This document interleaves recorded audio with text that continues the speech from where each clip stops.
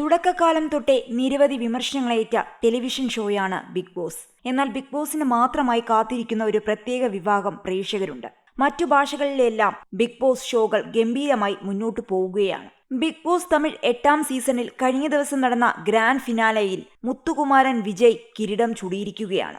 സൗന്ദര്യ, വിജയ് വിശാൽ, പവിത്ര ലക്ഷ്മി, റയാൻ എന്നിവരെ പിന്നിലാക്കിയാണ് മുത്തുകുമാരൻ സീസൺ 8ന്റെ വിജയിയായി മാറിയത്. കഴിഞ്ഞ ദിവസം നടന്ന പ്രൗഢഗംഭീരമായ ഗ്രാൻഡ് ഫിനാലെയിൽ അവതാരകനായ വിജയ് സേതുപതി മുത്തുകുമാരന് ട്രോഫി സമ്മാനിച്ചു. 40 ലക്ഷത്തോളം രൂപയാണ് ഇദ്ദേഹത്തിന് ലഭിക്കുന്ന സമ്മാനത്തുക. എന്നാൽ മലയാളം ബിഗ് ബോസ് ആരാധകർ ഇത്തവണ നിരാശയിലാണ്. സാധാരണയായി ജനുവരിയിൽ തന്നെ ബിഗ് ബോസ് ഷോയുടെ ട്രെയിലറുകളും ടീസറുകളുമെല്ലാം പുറത്തു വരാറുണ്ട്. പുതുവർഷം പിറന്നിട്ടും ബിഗ് ബോസ് മലയാളം സീസൺ 7 സംബന്ധിച്ച വലിയ വിവരങ്ങളൊന്നും പുറത്തു വരാത്തതിന്റെ നിരാശയിലാണിപ്പോൾ പ്രേക്ഷകർ. മുൻ വർഷങ്ങളിലൊക്കെ ഈ സമയം ആകുമ്പോഴേക്കും മത്സരാർത്ഥികളെ സംബന്ധിച്ചുള്ള പ്രഡിക്ഷനൊക്കെ ആരംഭിച്ചു കാണുമായിരുന്നു. എന്നാൽ നിലവിൽ ഓഡിഷൻ സംബന്ധിച്ച് പോലും ഒരു സൂചനയും പുറത്തു വന്നിട്ടുമില്ല.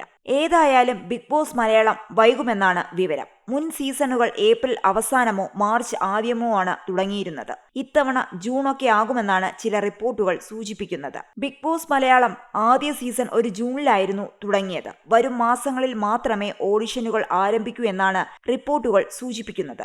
ഏതായാലും മാർച്ചിൽ ബിഗ് ബോസ് തുടങ്ങാൻ സാധ്യതയില്ല. മാത്രമല്ല ഓഡിഷൻ ഇതുവരെ ആരംഭിച്ചിട്ടില്ലെന്നും അത്തരത്തിലുള്ള പ്രചരണങ്ങൾ അടിസ്ഥാനരഹിതമാണെന്നും ബിഗ് ബോസ് അധികൃതർ തന്നെ അറിയിച്ചിട്ടുണ്ട്. പുതിയ സീസണിലേക്കായി മത്സരാർത്ഥികളെ തിരഞ്ഞെടുക്കുന്നതിനുള്ള ഓഡിഷൻ നടത്തുന്നതിനോ ഷോർട്ട് ലിസ്റ്റ് ചെയ്യുന്നതിനോ ഏതെങ്കിലും വ്യക്തികളെയോ ഏജൻസികളെയോ സ്ഥാപനങ്ങളെയോ ചുമതലപ്പെടുത്തിയിട്ടില്ലെന്നും വ്യാജ പ്രലോഭനങ്ങളാൽ വഞ്ചിതരാകരുതെന്നും ഏഷ്യാനെറ്റും പ്രസ്താവനയിൽ പറയുന്നു. പ്രലോഭനങ്ങളാൽ വഞ്ചിതരാകാതിരിക്കാൻ ജനങ്ങൾ തന്നെ പ്രത്യേകം ശ്രദ്ധിക്കണമെന്നും മുന്നറിയിപ്പുമുണ്ട്.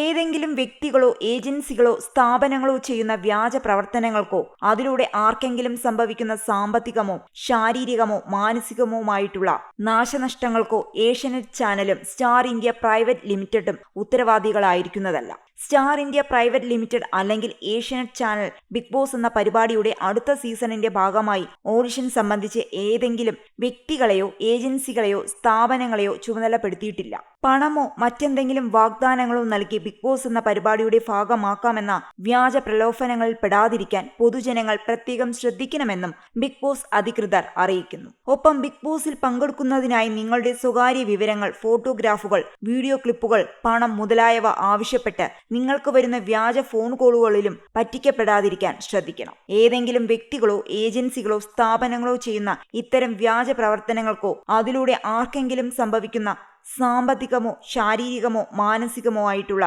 നാശനഷ്ടങ്ങൾക്കോ ഏഷ്യാനെറ്റ് ചാനലും സ്റ്റാർ ഇന്ത്യ പ്രൈവറ്റ് ലിമിറ്റഡും ഉത്തരവാദികളായിരിക്കുന്നതല്ല എന്നും ബിഗ് ബോസ് സംഘാടകർ അറിയിക്കുന്നു.